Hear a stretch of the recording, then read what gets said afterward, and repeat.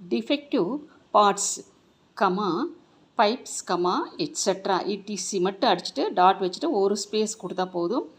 Wherever necessary full stop. Next para 2 lines கொடுத்துட்டு 5 space விடுங்க. I enclose a bill for rupees. Rupees பக்கத்தில் எப்போவுமே space விடக்கூடாது. அப்படியே கண்டினியூவாக அடிச்சுட்டு வாங்க. கண்டிப்பாக 1000 மேலே கொடுத்தா கமா கொடுத்துக்கோங்க. அப்புறம் ஸ்லாஷ் கொடுத்து ஹைஃபன் கொடுத்துக்கோங்க. Then next being.